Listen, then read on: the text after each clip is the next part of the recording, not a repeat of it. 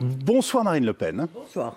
Merci d'avoir accepté l'invitation de BFM TV. Je vous accueille avec Benjamin Duhamel. Bonsoir Marine Le Pen. Bonsoir. L'actualité est riche, parfois grave. Elle va nous permettre aussi d'aborder votre projet présidentiel puisque vous êtes une nouvelle fois candidate du Rassemblement national à cette élection. Mais avant d'aborder la crise sanitaire, la crise humanitaire et migratoire, 27 morts ce soir dans une embarcation qui traversait la Manche. Quelle est votre réaction et finalement votre premier sentiment ?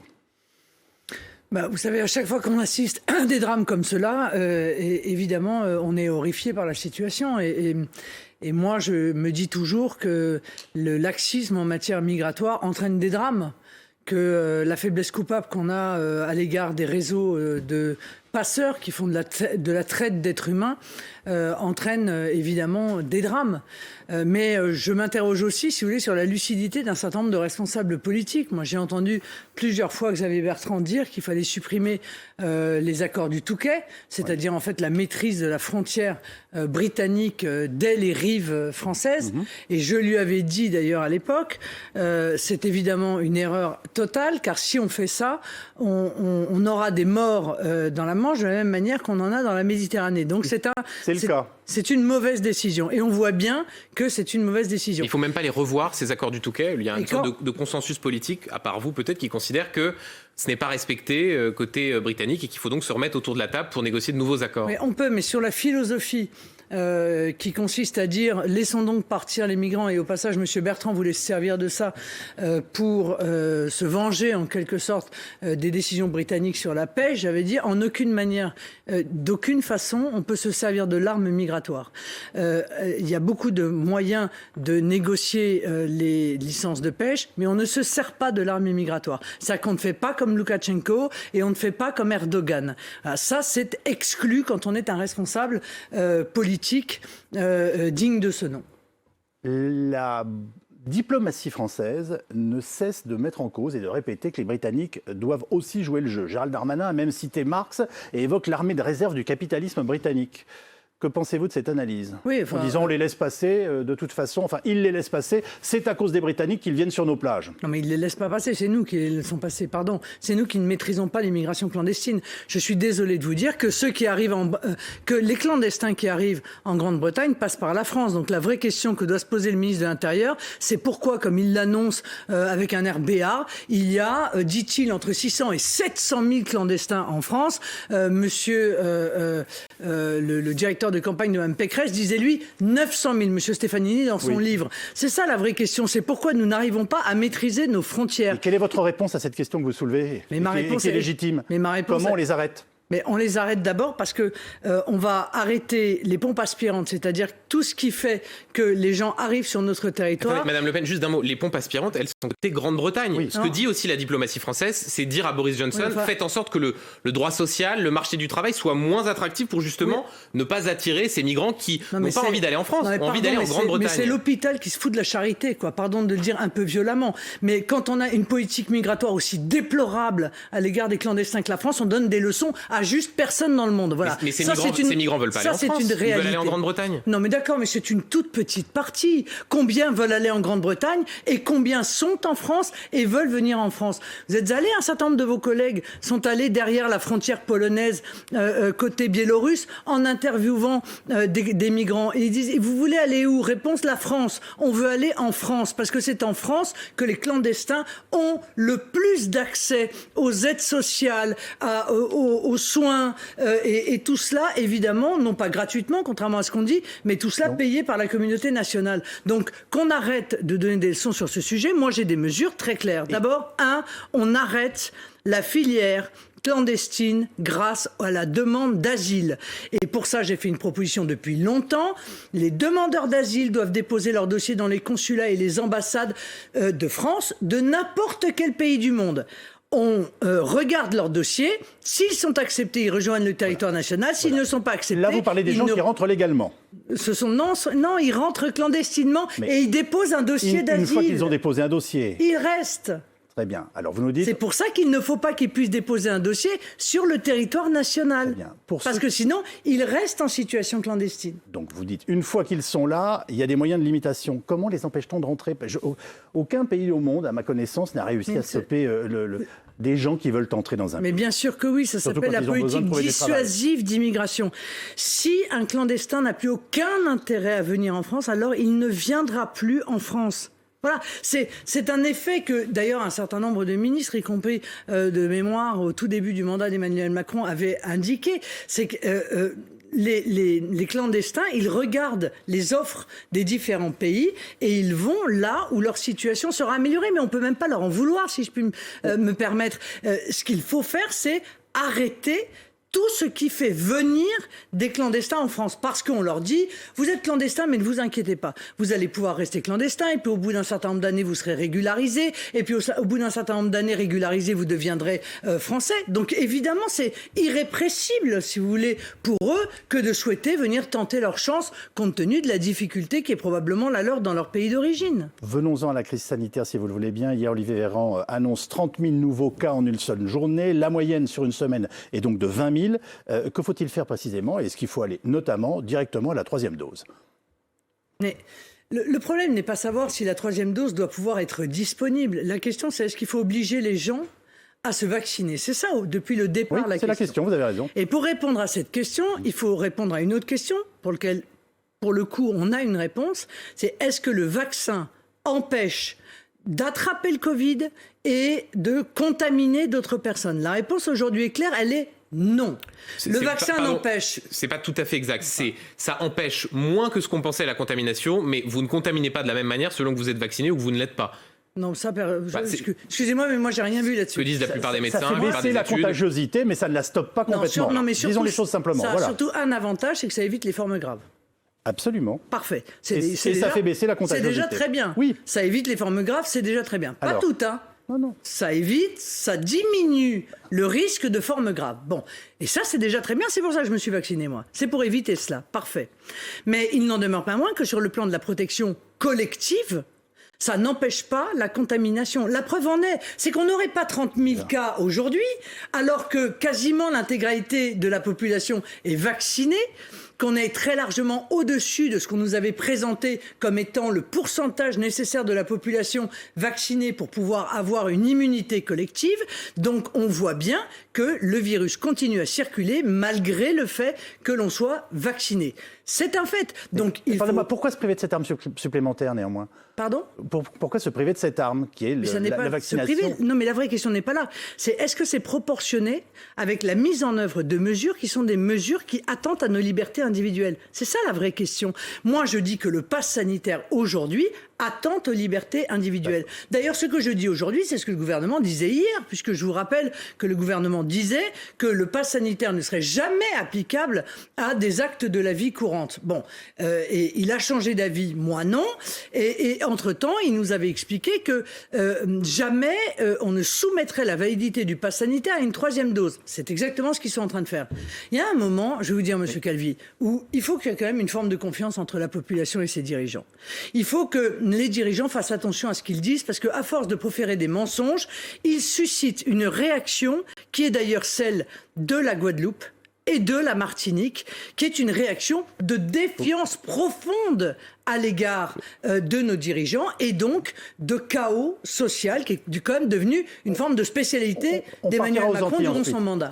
On va y venir, mais d'un mot, pour être très concret, demain, Olivier Véran devrait annoncer le fait que la 3e dose est désormais ouverte à tous les Français de plus de 18 ans, le fait que désormais un test dans un pass sanitaire doit être fait tous les 24 heures et non pas tous les 72 heures. Quel regard est-ce que vous portez sur ces annonces qui vont être faites? Eh bien, un regard sévère, car je dis qu'en réalité, nous sommes passés du pass sanitaire au pass vaccinal. Vous considérez que demain, ce qui va être annoncé, c'est un pass vaccinal qui ne dit pas son nom? Bah oui, puisque on dérembourse. Moi, je suis allée me faire un test. Bon. On me dit, donnez-moi votre carte vitale. Vous êtes vacciné, me dit-on. Je dis oui. Donc, en fait, j'apprends à cette occasion que les gens qui sont vaccinés peuvent faire un test, le test est remboursé, mais que les gens qui ne sont pas vaccinés, leur test n'est pas remboursé. Mais à quoi ça rime, ça? Parce que l'intérêt du test, c'est de savoir qui est contaminé. Je veux dire, permettez-moi de rappeler juste une chose claire. Il est plus dangereux, je pense, d'être vacciné et d'avoir le Covid et d'aller se promener partout, en étant vacciné, que de ne pas être vacciné et ne pas avoir le Covid. Vous êtes d'accord avec moi là-dessus? Or, quel est l'intérêt encore une fois, quel est l'intérêt d'empêcher le remboursement des tests, qui est une mesure stupide, sur laquelle même l'Allemagne, qui est pourtant pas très souple sur ce sujet, est revenue. Donc, remboursons les tests, parce qu'il est important de savoir qui a le Covid et qui ne l'a pas. Lavage des mains, encore une fois, oui. Aération, dont personne ne parle, oui. Analyse des eaux usées pour détecter les clusters, a priori, oui. Mais port du masque pour les enfants, moi, en ce qui me concerne, c'est non. Et vaccination des enfants, c'est non. Et vaccination obligatoire, également, c'est non. Alors que les enfants sont largement vecteurs. Alors que les enfants sont largement vecteurs du virus. Mais les enfants, vous allez donc vacciner des enfants de 5 à 12 ans qui n'ont quasiment aucun risque de développer une forme grave pour éviter que d'autres personnes puissent éventuellement l'attraper. Mais moi, je préfère convaincre les autres personnes de se vacciner, pardonnez-moi. Attendez, juste, il y a des classes qui ferment de plus en plus et on reste comme ça. Enfin, juste, vous parlez des enfants comme si... Mais qui oblige à fermer des classes ? Mais alors, d'abord, le protocole va changer, c'est ce qui va être annoncé demain, c'est-à-dire qu'on va dire que désormais, c'est plus un cas, une classe fermée. Donc ça c'est quelque chose dont vous vous satisfaites ? Bah oui. Bon, ça c'est le premier élément. Le deuxième, aux États-Unis, il y a, je crois, 3 millions de moins de 12 ans qui ont été vaccinés. C'est bien la preuve qu'il n'y a pas de danger et que ça peut être utile pour effectivement limiter la circulation du virus. Mais pardon, vous n'avez pas encore d'enfants. Le jour où vous en aurez, vous verrez ça de manière différente. Moi, je suis une mère, j'ai 3 enfants. Mes enfants sont maintenant des adultes. Ils seraient des enfants. Je me dirais, mais s'il existe un risque sur 1 million, qu'ils aient un effet secondaire de ce vaccin, alors même qu'il y a quasiment zéro risque qu'il fasse une forme grave, la question, je ne me la poserai même pas. Je ne ferai pas prendre, encore une fois, le moindre risque à mes enfants, alors même que l'on sait qu'ils ne développent pas des formes graves et que chez eux, ça prend la forme, en réalité, d'une affection virale relativement classique. Alors, j'élargis la focale 2 secondes. Si on vous écoute depuis 5 minutes, on a une situation en France où on qualifie l'épidémie de fulgurante. On a des pays européens autour de nous qui, pour certains, confinent. En Autriche, en Allemagne, la situation est épouvantable dans certains länders. Et votre position, c'est de dire, les contraintes, on enlève tout. Il n'y a plus de passe sanitaire, il n'y a pas de vaccination obligatoire des soignants. On ne fait plus rien. Et en fait, on laisse circuler le virus. Non, on demande aux gens de porter le masque dans les endroits où il y a du monde, à l'intérieur. C'est ce qui va être fait. Et on investit beaucoup pour, encore une fois, déterminer où sont les clusters, plutôt que de fermer des classes dès qu'il y a un cas. Grâce à l'analyse des eaux usées, on n'a strictement rien fait. Deuxièmement, on investit pour trouver en urgence un remède au début du Covid. Ce sera le cas dans très rapidement, ça devrait être annoncé pareillement demain. Écoutez, j'en sais rien, mais pour l'instant, on est au Doliprane depuis quasiment 2 ans maintenant.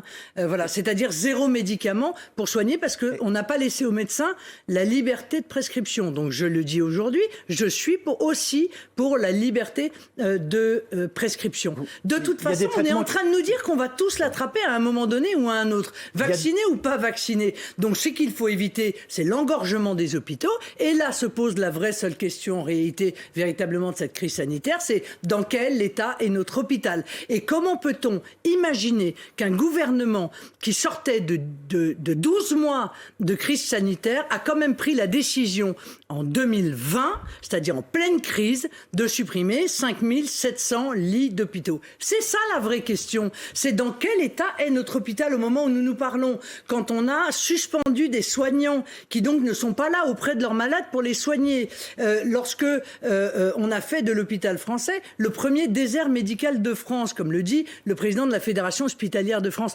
Et c'est ça la vraie question. Donc c'est pour camoufler ça en réalité que l'on met en place des mesures qui, quoi qu'on en dise, sont des mesures qui sont en même temps inutiles et qui en même temps attentent à nos libertés individuelles. Marine Le Pen, j'aimerais essayer de résumer un tout petit peu ce qu'on vient de se dire depuis 5-10 minutes. Je vais essayer de résumer. Non, si la France, aujourd'hui, s'en sort beaucoup mieux, en dépit du fait que la France s'en sort beaucoup mieux que beaucoup de ses voisins en ce moment, vous nous dites il faut lever une partie des contraintes et on peut se passer du pass sanitaire, qui est un outil qui est attentatoire d'abord à nos libertés.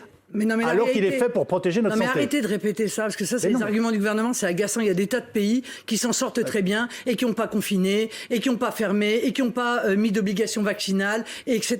Donc, on trouvera toujours 1000 exemples. Lesquels ? Faites-nous une petite liste. La Suède, par exemple, ils se portent très bien. En termes de morts, honnêtement, ils ont beaucoup de moins de morts que nous, et pourtant, eux, ils n'ont rien fait. Alors, pour le coup, rien. Voilà, rien. Le Danemark a enlevé son pass sanitaire et a été obligé de le rétablir en catastrophe parce que la courbe des contaminations était exponentielle. Mais encore une fois, la vraie question, ça n'est pas les contaminations. La vraie question, c'est les gens qui sont en risque de décès. C'est ça la question. C'est pas la question des contaminations. La grippe chaque année, prenons cet exemple-là, je veux pas choquer, mais la grippe chaque année, il y a énormément de contaminations et on ne prend aucune mesure pour limiter les contaminations de la grippe. Ce qui est important, c'est combien y a-t-il de gens susceptibles de faire des cas graves de Covid ? Et y a-t-il des lits suffisants à l'hôpital français pour pouvoir les soigner ? Moi, je trouve que c'est cela auquel il faut s'attacher. J'ai résumé la situation de manière très claire. J'ai dit, écoutez, soit le pass sanitaire...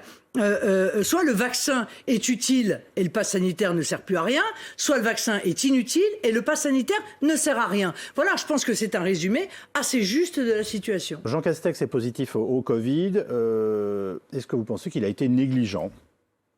Mais non, c'est pas. Ou que ça peut nous arriver à tous. Mais et donc bien sûr, ça peut nous arriver à tous. Évidemment que ça peut nous arriver à tous. Mais il est double vacciné. C'est tout ce que vous retenez ? Mais oui, bien sûr, c'est ça que je retiens. Ça veut dire qu'il faut arrêter, parce qu'il avait dit l'inverse. Attendez, juste Madame Le Pen, regardez les images là, on le voit serrer les mains, on le voit sans masque en intérieur. Est-ce que le fait qu'il ait été testé positif au Covid dit aussi une forme de relâchement de la classe politique qui donne pas forcément le meilleur exemple, là où vous-même, vous dites, en intérieur, il faut porter le masque, il faut faire attention. Non mais, moi je suis pas professeur de morale. Vous voyez, à l'évidence, M. Castex, il n'a cessé de tancer les Français, de leur dire qu'ils étaient inconscients en toutes circonstances. Le président de la République, il n'a eu de cesse de culpabiliser les Français face à cette crise sanitaire. On voit bien que lui et son gouvernement, manifestement, ne font pas très attention. Madame Le Pen, vous aussi quand vous êtes en déplacement. Vous n'êtes pas non plus irréprochable, si je puis me permettre. Non mais moi, j'ai pas de problème. Encore une fois, je ne culpabilise pas les Français. Je ne leur dis pas que c'est de leur faute. Je ne leur impose pas une restriction de leur liberté. Je ne leur impose pas un pass sanitaire. Je ne fais rien de tout ça. Moi, M. Castex, il est venu à la télévision il n'y a pas très longtemps pour dire, de manière péremptoire, à partir du moment où on est vacciné, on n'a plus de risque d'attraper le Covid. C'était au mois de juillet. Il est la démonstration exactement inverse de cela. Et donc, vous justifiez, vous, vos dernières rencontres à Marseille, c'est plutôt sympathique. Remarquez, pour la visite de Cadarache, j'ai remarqué que là, vous étiez extrêmement protégé, mais c'était pour d'autres raisons. Oui, parce que j'ai visité ITER et on a évidemment des conditions de sécurité dans ce superbe chantier d'ITER dont personne ne parle jamais, que personne n'est allé visiter, figurez-vous. Incroyable, j'ai appris en y allant par le directeur général qu'aucun responsable politique n'était jamais allé voir ITER, qui est pourtant un projet international de haute technologie, d'avenir pour notre pays.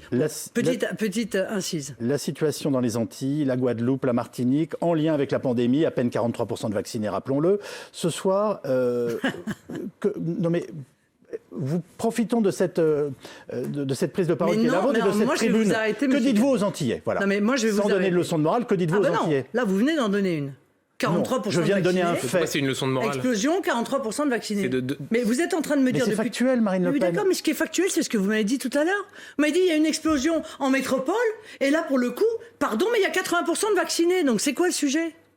Le sujet, c'est que vous dites vous-même, les vaccinés sont mieux protégés, même quand éventuellement il y a des cas de contamination et qu'ils n'auront pas à mourir à l'hôpital. Ça n'empêche pas l'augmentation des contaminations. Quel est le problème avec la Guadeloupe ? Le problème avec la Guadeloupe, c'est un problème de confiance dans le gouvernement. Il n'y a plus de confiance dans le gouvernement. Pourquoi ? Parce qu'en réalité, personne ne s'intéresse à eux depuis des mois.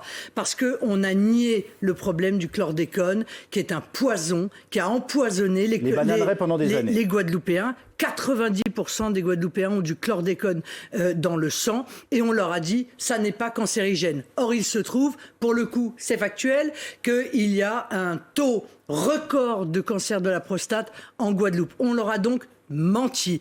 Il y a eu le problème des sargasses. On les a, encore une fois, laissés seuls face à cette difficulté. Ils n'ont pas d'eau courante. Il y a un Guadeloupéen sur 3 qui n'a pas d'eau potable. Et on laisse ça depuis des années en plan. Donc, il y a un problème de confiance. C'est la goutte d'eau, si je puis me permettre, qui fait déborder le vase. Ils ont eu une vague importante. Ils ont eu un nombre d'hospitalisés important et malgré cela, on a suspendu des soignants. C'est-à-dire qu'on a empêché des gens qui voulaient venir... En Guadeloupe, il y a 90% de soignants qui sont vaccinés. Donc c'est quand même malgré tout, cette obligation vaccinale, elle a fonctionné. Et par ailleurs, ils ont eu un délai très important pour la vaccination obligatoire, Madame Le Pen. Monsieur Duhamel, l'obligation vaccinale, ça marche très bien. C'est juste inadmissible. Je vous dis pas que ça fonctionne pas. Si demain on vous dit, on vous retire vos cartes bleues si vous n'êtes pas vacciné, on vous empêche, on vous prend votre voiture, on met des scellés sur votre appartement si vous n'êtes pas vacciné, vous allez vous vacciner. Ça c'est sûr. Mais est-ce que c'est encore une fois un comportement normal et une relation normale des dirigeants à la population dans un grand pays, une grande démocratie? Ça c'est une autre question. Une question sur les images qu'on vient de voir défiler, les barrages, des voitures calcinées. Est-ce que vous condamnez fermement ces barrages, le fait que des soignants soient empêchés d'aller travailler, que des patients soient empêchés d'aller faire leur dialyse, leur traitement, ou est-ce que vous dites c'est une sorte de moindre mal pour se faire entendre? Non. Je condamne avec la plus grande fermeté toutes ces exactions. On a tiré à balles réelles sur des policiers. Pourquoi?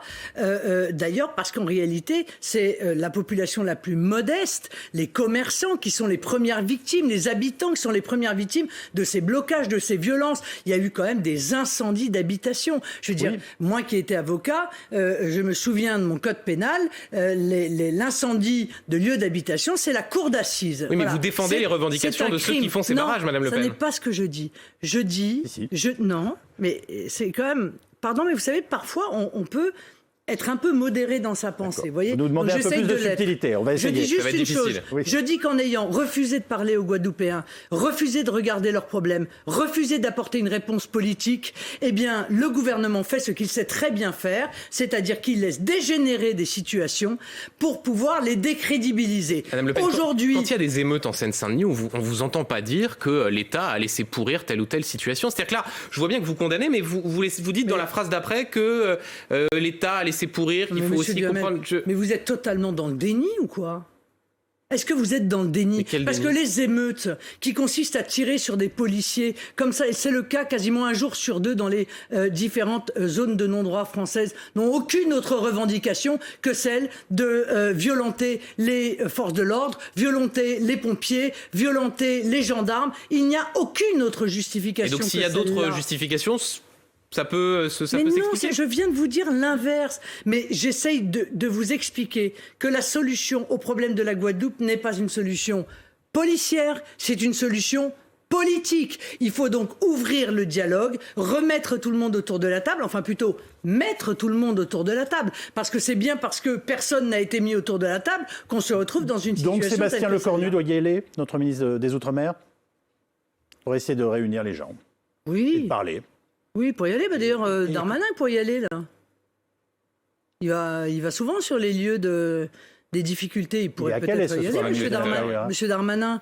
Bon, Monsieur Lecornu, il est allé il y a quelques semaines à Mayotte. Il n'y avait pas mis les pieds depuis le début du mandat. À Mayotte, qui est une cocotte minute, où il y a plus de 50% des gens qui sont des clandestins, où l'insécurité est à un niveau tellement épouvantable qu'à 18h, il y a quasiment un couvre-feu pour la population, les gens ne sortent plus de chez eux, qui fait qu'autour des écoles, il y a des barbelés. Il n'y est jamais allé. Il n'a jamais pris la peine d'y venir. Vous voyez ? Donc, je pense qu'il y a un désintérêt global pour l'outre-mer.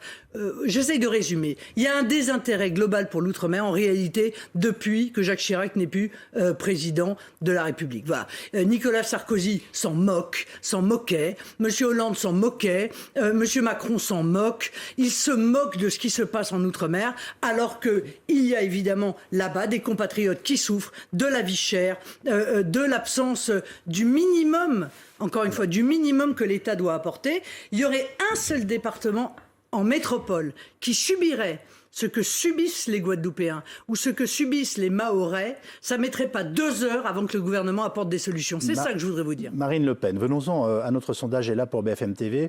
Vous allez me dire que vous ne commentez pas les sondages, mais là, vous allez peut-être... Même les bons. Non, vous allez peut-être vous faire une douce violence. Je m'explique. Marine Le Pen 20, Éric Zemmour 12, presque 10 points d'écart. Qu'est-ce qui s'est passé? Comment analysez-vous ce qui s'est passé dans les enquêtes d'opinion ces derniers mois? On a eu cette montée importante et durable d'Éric Zemmour, cette baisse qui vous concernait et cette remontée qui est elle aussi massive en ce moment. Quasiment 10 points. Il y a un double phénomène. D'abord, l'intégralité de ces sondages ont pris un biais qui est un biais qui consiste à ne choisir que les gens qui sont quasiment sûrs ou totalement sûrs d'aller voter. On le savait, les classes populaires et les jeunes sont des gens qui entrent dans la campagne présidentielle plus tard que les CSP+, et les personnes âgées. Donc en fait, le biais choisi a biaisé d'abord les sondages, ça c'est une première chose.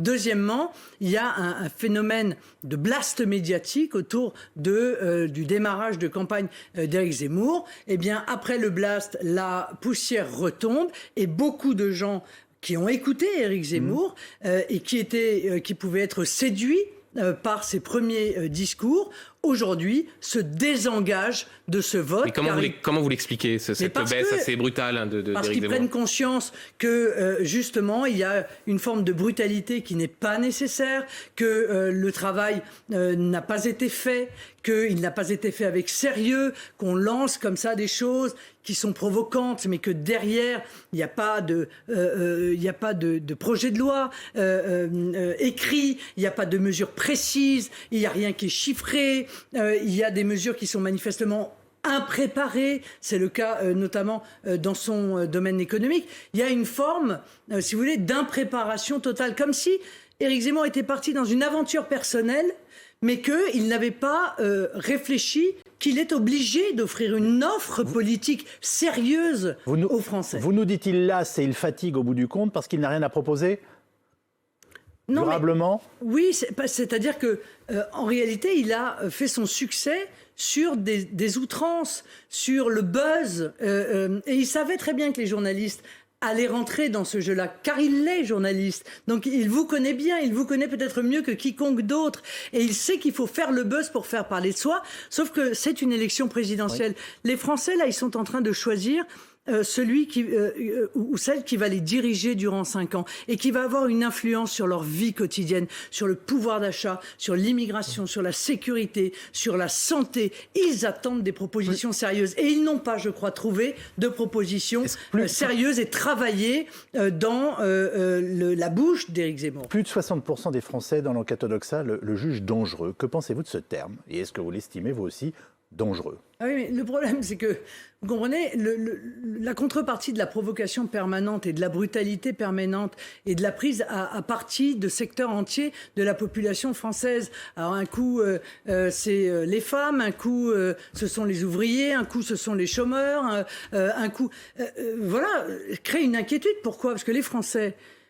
Ils connaissent la Constitution française. Ils savent que le président de la République, il est garant de la cohésion nationale. Et celui qui vient diviser les Français, après 5 ans de division, Macron, ils ne veulent plus de division supplémentaire. Et ils ne veulent plus d'ailleurs non plus de mépris supplémentaire. Donc cette association chez Éric Zemmour du mépris exprimé à l'égard de portions importantes de la population et de division, eh bien, je crois, fait se retirer toute une série de personnes et inquiète très certainement une majorité de Français. Est-ce que vous vous dites que ce mouvement qu'on voit dans les sondages, il y a notre sondage Elab, il y en a d'autres, est irréversible, ou est-ce que vous dites attention, ça peut aussi remonter, ça reste un concurrent qu'il faut regarder de très près, ou est-ce que vous considérez avoir gagné la partie? Moi, voyez-vous, peut-être à la différence d'Éric Zemmour d'ailleurs, je ne fais preuve d'aucun mépris. Voilà, aucun mépris. Donc je ne méprise pas sa candidature. C'est pas du mépris là, c'est un jugement politique. Ça veut dire que je ne méprise pas sa candidature, ça veut dire que je considère que le débat politique doit être mené. Et je le mènerai. Et j'expliquerai la différence qui existe entre le projet qui est le mien et le projet qui est le sien. Vous serez prête à débattre avec lui? Vous pourriez débattre avec lui? La seule chose que je ne ferai pas, c'est que je ne commettrai pas à son égard ce qu'il commet à mon égard, à savoir la multiplication d'attaques personnelles. Est-ce que vous pourriez débattre avec lui maintenant qu'il va être candidat? Ce sera la semaine prochaine, il va faire un grand meeting le 5. Est-ce que vous pourriez débattre? Non, mais je pense que le temps des débats interviendra après le dépôt des parrainages de maire, c'est-à-dire le 4 mars. Voilà, c'est-à-dire au mois de mars. Vous débattrez avec des vrais candidats. C'est le moment où les candidats débattent entre eux. Et donc, évidemment, à ce moment-là, j'aurai l'occasion de débattre avec Éric Zemmour. Il est allé très loin. C'était il y a 2 semaines sur l'antenne de BFM TV vous concernant. Il va toujours très loin. Moi, je pense que Marine Le Pen, pour des raisons justes et injustes, je le dis tout de suite, dès la fin du mois d'août, ne pourra jamais gagner. Je pense que les gens, et particulièrement ses électeurs, n'oublieront jamais son débat d'entre-deux tours de 2017. Marine Le Pen change tous les 2 jours d'axe de campagne. Bon, moi, je veux bien. Je dis toujours la même chose, je garde toujours mon axe. Je ne suis ni le candidat des bourgeois, ni le candidat des classes populaires. Je suis quelqu'un qui parle de la France aux Français, selon la vieille expression du général de Gaulle. Comment vous réagissez ? Pardon, mais je n'ai pas du tout le sentiment de changer de campagne tous les 2 jours, bien au contraire. Et d'ailleurs, vous me l'accordez. Vous avez changé de stratégie. Je ne vois pas où et quand. J'ai décidé... Vous regardez vos affiches quand même. J'ai écouté dès le début septembre de faire une campagne de terrain. J'ai fait une campagne de terrain, d'annoncer mes mesures au fur et à mesure aux Français. C'est exactement ce que j'ai fait. Et je l'ai fait, je crois, avec une belle régularité. Donc je n'ai pas changé de stratégie en l'occurrence. Vous avez commencé avec Liberté, Liberté chérie. Oui, mais vous savez, on n'est plus vraiment dans ce climat-là en ce moment. Oui, maintenant, c'est rendre aux Français leur argent. Oui, mais et puis vous vous rendez bien compte qu'il y a une différence de contenu quand même et de climat. Mais il va y en avoir d'autres, Monsieur Galvi. Vous avez déjà fait une campagne présidentielle ? Vous croyez qu'on démarre avec une affiche ? Je n'envisage pas de le faire, mais vous croyez... je regarde ce que vous faites en revanche.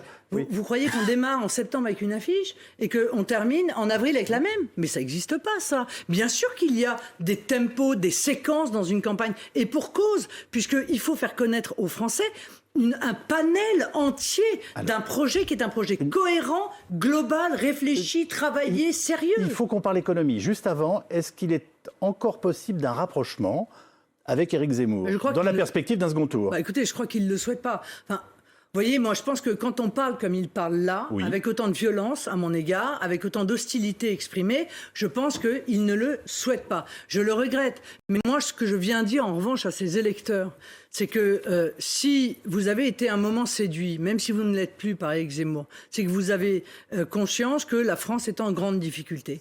Et si la France est en grande difficulté et que vous êtes convaincu qu'il faut arrêter l'immigration, qu'il faut résoudre le problème de l'insécurité... Ça vous lancez un appel au déçu d'Éric Zemmour. Eh bien, dans ces conditions-là, il faut venir participer à la dynamique qui va permettre d'arriver devant Emmanuel Macron, parce que la réalité, c'est qu'Éric Madame Le Pen, Zemmour... juste d'un mot, vous parlez au déçu d'Éric Zemmour, vous lancez un appel. Mais je parle à tout le monde.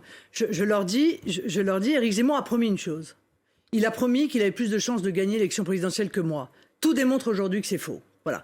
Et qu'il fait peur, et qu'il fait peur à une majorité de Français, et que les Français lui dénient la capacité d'incarner la fonction présidentielle, et j'en passe. Donc, cette promesse n'est pas tenue. À partir du moment où cette promesse n'est pas tenue, à quoi sert Éric Zemmour ? À part à affaiblir Marine Le Pen. À quoi sert-il ? Quelle est sa plus-value ? À part peut-être faciliter le travail d'Emmanuel Macron. Moi, je ne souhaite pas, évidemment, que des gens soient, contre leur volonté, poussés à aider Emmanuel Macron alors qu'ils sont très opposés à sa politique. Je leur dis de venir nous rejoindre. Le temps file vite. Il faut parler économie avec Benjamin. Un mot sur votre programme et une mesure qui a beaucoup fait parler, c'est l'exonération pour les moins de 30 ans de l'impôt sur le revenu.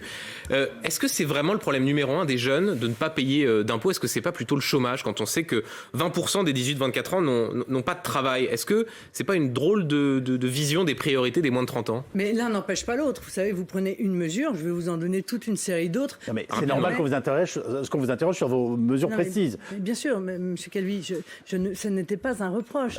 Ce que je veux dire, c'est qu'à côté de cette mesure, sur laquelle je vais m'expliquer, il y a aussi ce sujet dont vous parlez, c'est-à-dire le chômage des jeunes. C'est la raison pour laquelle je fais un effort tout particulier, par exemple, pour permettre aux entreprises de prendre un plus grand nombre d'apprentis, de contrats de professionnalisation. C'est pour ça que j'exonère d'impôts sur les sociétés les jeunes créateurs d'entreprises pendant 5 ans de moins de 30 ans, parce que je veux qu'ils créent des entreprises et donc de l'emploi. Mais là, en l'occurrence, ils ont un problème de pouvoir d'achat, les jeunes Français. Et donc, et surtout, ils envisagent de s'expatrier pour une grande partie d'entre eux. Je ne veux pas que les jeunes Français s'expatrient pour aller fonder une famille à l'étranger, construire une société à l'étranger. Attendez, Madame Le Pen, cet argument de l'expatriation, c'est l'argument par ailleurs qu'on entend dans la bouche de ceux qui sont contre l'ISF. Rien ne prouve que ces jeunes-là s'expatrient. Ça veut juste dire, pour ceux qui nous regardent, que... quelqu'un qui sort d'une grande école, qui peut être, trader, cadre supérieur, qui peut gagner 4 000 euros, 5 000 euros par mois, vous, présidente, il ne paiera pas d'impôts s'il a moins de 30 ans. Est-ce que c'est juste ? Oui, c'est juste. Mais en quoi c'est juste ? C'est juste parce qu'encore une fois, je pense qu'il faut faire un effort tout particulier pour notre jeunesse, y compris notre jeunesse diplômée. Si vous voulez... Là où un ouvrier de 31 ans paiera, lui, l'impôt sur le revenu. Ah oui, ben alors qu'à 29 ans, à 10 000 euros par mois, un footballeur ne paiera pas d'impôt. Pardon, mais en l'occurrence, l'ouvrier de 31 ans, il aura beaucoup d'autres mesures qui sont à sa disposition. Mais il paiera l'impôt sur le revenu. Ce que vous êtes en train de me dire, rien ne dit que. Ben si, tout dit que. Et notamment un sondage qui dit que 80% des jeunes seraient prêts à aller travailler à l'étranger s'ils avaient un travail mieux payé. Eh bien, je leur offre ce travail mieux payé. Pas seulement, monsieur Duhamel, puisque vous savez que j'ai proposé une augmentation des salaires par l'intermédiaire d'une mesure que j'ai suggérée, qui consiste à dire aux entreprises: toutes les entreprises qui augmentent de 10% les salaires jusqu'à 3 fois le SMIC, eh bien, verront leur cotisation patronale être gelée. Ce qui va leur permettre, eh bien, à titre volontaire, car je ne veux pas forcer des entreprises qui sont en difficulté à avoir un poids supplémentaire, mais celles qui le peuvent vont pouvoir augmenter les salaires de tous leurs salariés jusqu'à 3 fois le SMIC de 10%. Et l'État accompagnera, incitera. Donc, croyez-moi, j'ai vraiment réfléchi à l'intégralité. Vous savez combien ça coûte l'exonération d'impôt sur le revenu pour les moins de 30 ans ? Oui, 4 milliards. D'accord. Et est-ce que vous êtes sûr que c'est constitutionnel, le principe d'égalité devant l'impôt ? Est-ce qu'on peut décider d'exonérer d'impôt les moins de 30 ans ? Oui, parce que c'est à situation égale. L'égalité, elle s'entend au niveau du Conseil constitutionnel à situation égale. Donc à situation jurisprudence est moins claire, égale, mais ils ont moins de 30 ans. Vous inquiétez pas. Enfin, s'il n'y a que cette difficulté, on la réglera. Il n'y a pas de difficulté du coup sur ce sujet juridique. Avant de nous séparer, c'est une... Mais si vous en êtes à me dire ça, c'est qu'a priori la mesure, à mon avis, est quand même bonne. C'est une des informations de cette journée. Vous avez entendu Nicolas Hulot qui annonçait donc sur BFM TV qu'il quittait la vie publique à la veille de la diffusion d'un reportage d'Envoyé spécial. Plusieurs femmes portent contre lui des accusations d'agression sexuelle, de harcèlement, mais il se défend, il dément, il les accuse de mensonges. La parole des femmes se libère. La vague MeToo atteint le monde politique. Est-ce que c'est une bonne chose ? Mais moi, à chaque fois que les femmes disent ce qu'elles ont supporté, vécu, subi, c'est une bonne chose. Mais moi, je leur dis une chose, c'est il faut déposer une plainte.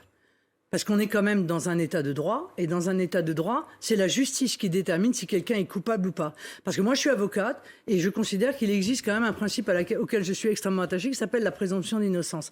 Il ne s'agit pas de dire que ce qu'elles ont vécu n'est pas vrai, il s'agit de dire qu'il faut qu'elles portent plainte, et que ce soit la justice qui détermine, encore une fois, les torts des uns et des autres. Parce que sinon, ce sont des procès qui sont des procès sur la place publique, médiatique, avec des gens qui n'ont pas les éléments pour juger. Moi, je n'ai pas aujourd'hui les éléments pour juger ni M. Hulot, ni d'ailleurs toute une série d'autres personnes. Donc je pense qu'il faut remettre la justice au centre de cette problématique des violences sexuelles faites aux femmes, avec beaucoup de mesures qui mériteraient d'être approfondies, comme c'est le cas d'ailleurs pour la violence faite aux femmes en Espagne. Il y a des exemples à prendre en Espagne qui fonctionnent bien et qui pour l'instant aujourd'hui en France sont plutôt timides. Avant de se séparer, un dernier mot sur ce bon point délivré par Jean-Marie Le Pen à votre égard. C'était au micro de Benjamin Duhamel, justement.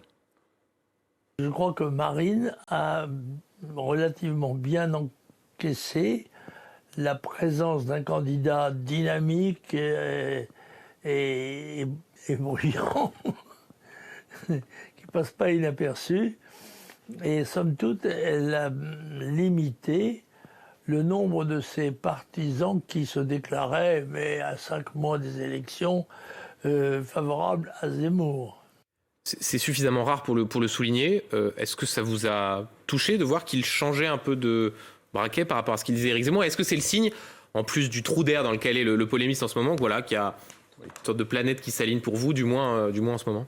Disons que je pense que typiquement Jean-Marie Le Pen fait partie des gens qui probablement ont été séduits par Éric Zemmour et qui ont été peut-être déçus et ne souhaitent plus participer à cette dynamique qu'il juge assez durement. Alors il continue à dire qu'il votera pour celui ou celle qui est le ou la mieux placée au premier tour. Mais à ce stade de la campagne, on commence à se demander si finalement Éric Zemmour ne vous a pas rendu service. Vous voyez comme quoi les retournements de situation... C'est le sens du paradoxe des journalistes. Oui, voilà. Qu'en pensez-vous? Je ne m'interroge pas, je ne me pose pas ce type de questions. Moi, encore une fois, je me bats pour la France et les Français. Je fais un travail sérieux de longue haleine. Je crois avoir la solidité. incontestablement une antériorité sur toute une série de sujets et surtout porter un projet qui est vraiment très travaillé, vraiment très sérieux et qui est donc applicable dès que je serai élu. Parce que c'est ça l'important. Je veux dire, derrière les débats des uns avec les autres, les Français, eux, ils vivent d'une situation difficile et ils attendent des résultats. Ils attendent qu'on tienne les promesses qu'on leur a faites et c'est exactement ce que je m'engage à faire auprès d'eux. Merci beaucoup Marine Le Pen. Merci à vous. Bonne soirée.